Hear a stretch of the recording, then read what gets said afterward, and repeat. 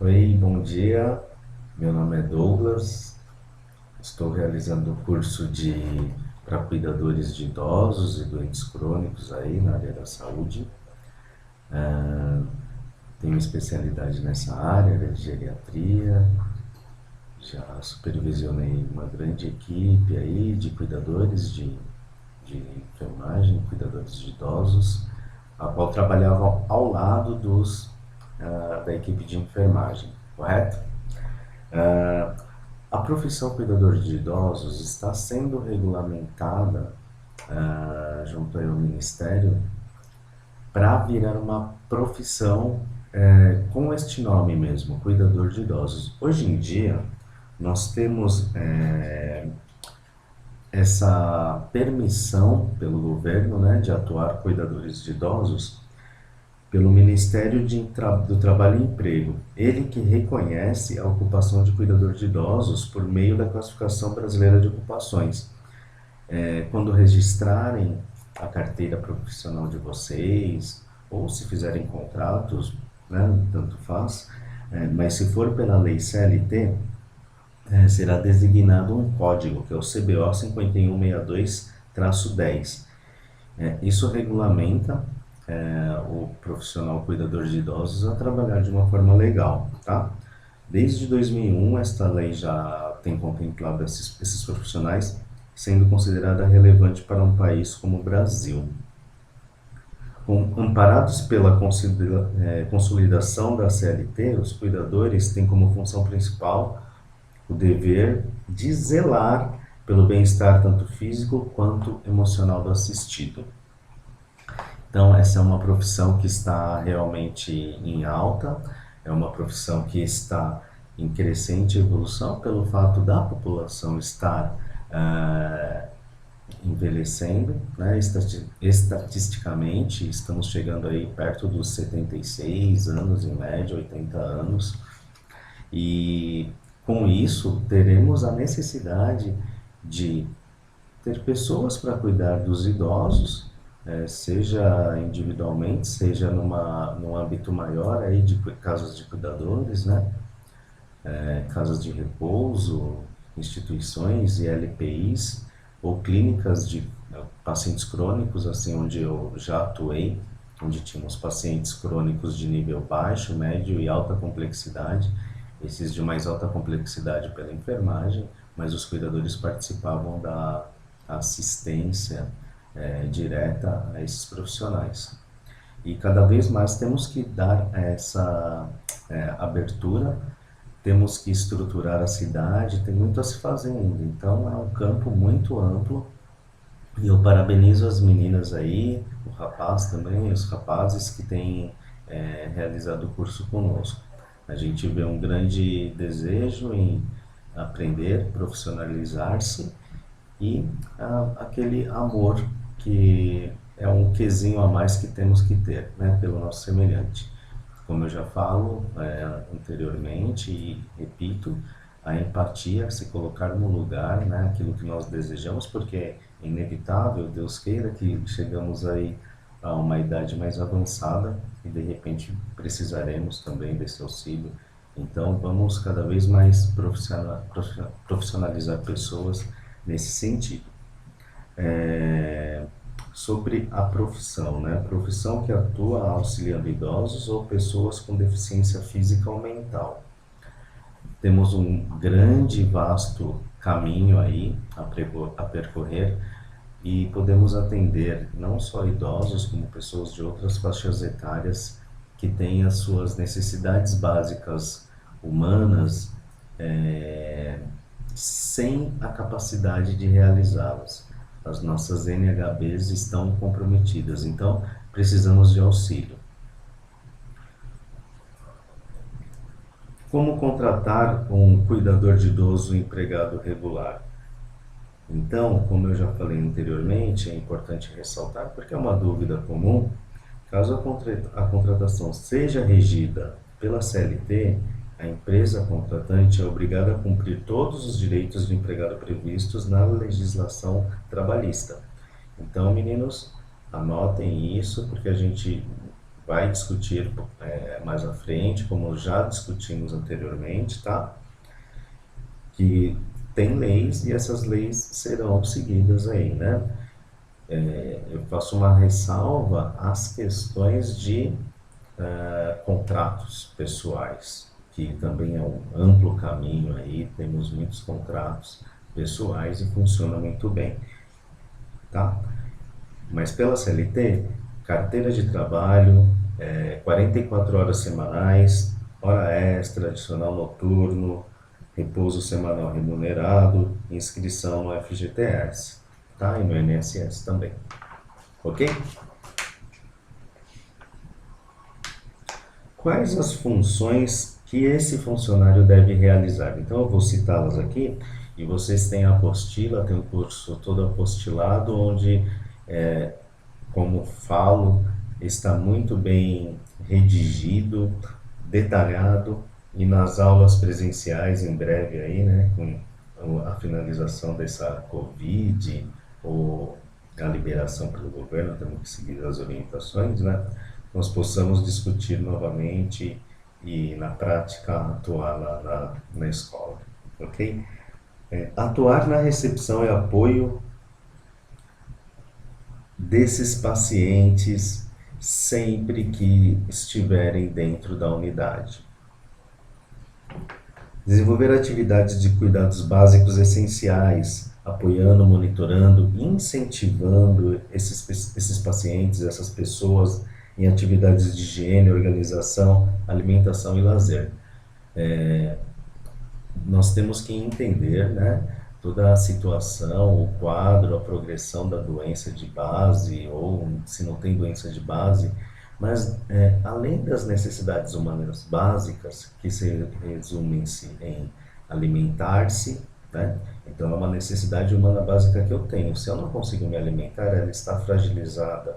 Eu preciso me alimentar, então se eu não consigo, tem que ter algo ou alguém que faça me alimentar.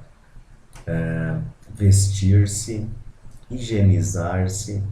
Então, todas essas são as premissas, né, de vida básica. E se elas estão fragilizadas, elas precisam de apoio. O nosso semelhante precisa de apoio até o final da sua vida, né? Acompanhar em atividades extra, né? Então, temos a possibilidade, vamos aprender e discutir cada vez mais, de ter essa iniciativa em desenvolver uma agenda para esse idoso, em participar, e o incentivo, né, é muito importante, né? Desde o momento que nós, como a gente fala em profissionalizar, desde o momento que a gente aceita esta missão, esse trabalho, nós temos que, mesmo que não bata o cartão, mas chegou lá, é meu horário de trabalho, meu horário de serviço, então a minha disposição tem que ser 100% para esse idoso. Lógico, tem dias bons, dias ruins, mas que a gente tenha sempre isso em mente, certo? Muitas vezes estaremos sozinhos com essas pessoas, mas que tenhamos isso dentro de nós, né? O que nós queremos.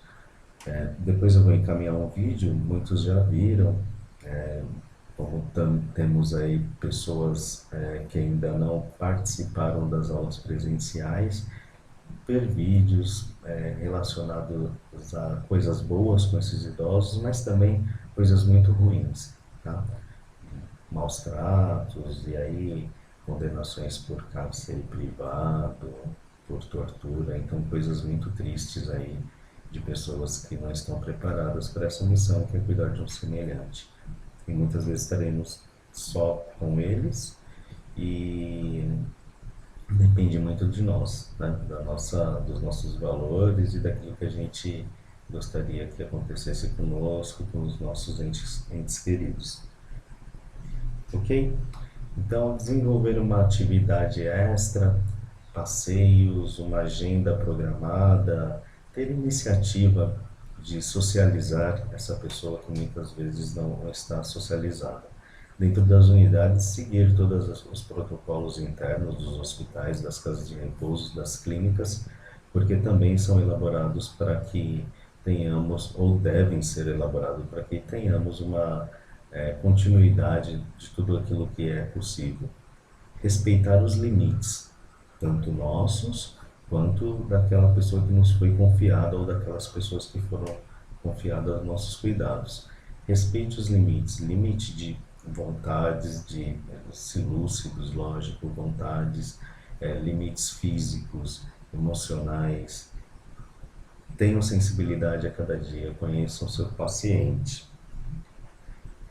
Quem é esse profissional cuidador de idosos? Vamos lá. O cuidador de idosos é o profissional que trabalha, isso está ali entre página 7 e 8 da apostila, tá? Com a população da terceira idade, de idosos, mas também abrimos esse parênteses para os pacientes crônicos de diversas idades, doenças neurológicas, doenças congênitas, sequelas. Então, tenhamos essa predisposição para ampliar também as nossas aptidões aí e os nossos conhecimentos. Esse cuidador trabalha com essas faixas etárias, fazendo o elo entre o idoso e a família, certo? Então, tenho que entender o quadro do dia do meu paciente, ou da noite, muitas vezes, e passar o plantão para quem vai me render, né? A não ser que fique dias na casa, onde tem contratos que contemplam também essa situação. E aí é legal sempre registrar horários, eventos, valorizem-se, né? Valorize o seu trabalho, demonstre. As palavras ficam no ar, aquilo que está escrito a gente consegue comprovar de alguma forma. Então tenham essa abertura de leque para as possibilidades, inclusive de informática, ok? É o que a gente deseja, né? Um futuro aí promissor para os cuidadores, para as pessoas que se dispõem a cuidar dos semelhantes. Então vamos desenvolver as técnicas necessárias, conhecer um pouquinho dessa legislação e realizar na prática também. O cuidador deve ter equilíbrio emocional, boa condição física, certo? Isso é importante, não dá para fugir disso. Então, privam-se de coisas que possam denegrir a condição física, porque eventualmente é um serviço onde precisaremos usar um pouco de força também. Ser responsável, calmo para lidar com situações de emergência. Então veremos aqui adiante muitas patologias e o cuidado específico para cada uma delas, respeitando, lógico, os nossos limites. Nunca agir com uma imperícia, né? Imperícia é quando eu faço algo que não é da minha alçada. Então, isto é entender a profissão, os nossos limites, também na área jurídica. Temos, além da imperícia, a imprudência, quando a gente pode realizar, mas realiza de forma errada, relaxada. E a negligência, quando podemos realizar, temos que realizar, mas não realizamos. Ok? O cuidador deve ter, além disso, saber ouvir, agir e tomar decisões rápidas, buscar conhecimentos por meio de cursos e palestras, reconhecer seu limite, como falamos agora, buscar ajuda sempre que necessário. Tudo isso para cumprir um papel muito importante, ou melhor, né? Fundamental na vida das pessoas.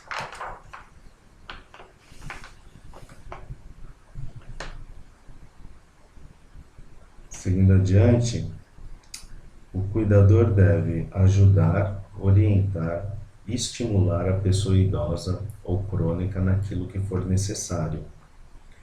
Porém, o idoso deve realizar suas atividades sozinhos. Não vamos nos acomodar, tem que entender ali os nossos não limites, onde nós nos enquadramos e fazer o equilíbrio do cuidado. O quê? Estimular e tomar conta para que não falte. Por exemplo, se tem movimentações de membros para se alimentar, é importante que sempre ele realize isso. Está demorando muito, a comida está estragando, está emagrecendo por conta disso, eu vou estimular até um certo ponto para que a autonomia seja sempre alimentada. E vou realizar para que a necessidade humana básica desse paciente seja suprida, se não por ele, por mim, ok?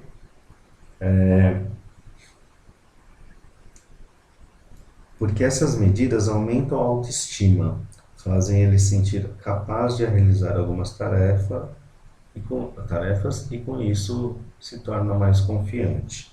Permita que a pessoa idosa tome decisões no que diz respeito à sua vida. Não tome logo decisões por ela. Mais uma vez, entender os limites e atender às necessidades. Você pode ajudá-lo dando tarefas simples, seja criativo, para realizar e explicando passo a passo que realize essa tarefa. Então, jogos, passeios, esperar passar essa época de quarentena, né? Passeios, conversas com vizinhos, programas que façam com que reflitam, programas que divirtam, programas que caibam, né, na condição de um idoso, lógico. Vamos ter critério. Temos muitos exemplos ruins, com os quais nós podemos citar na sala de aula, e é bom aprendermos também com exemplos do que não devemos fazer. Esse foi um resuminho da primeira aula, e logo mais adiante postaremos mais aulas, iniciando nas patologias de maior incidência na população idosa e na população de doentes crônicos. Bom dia a todos, abraço.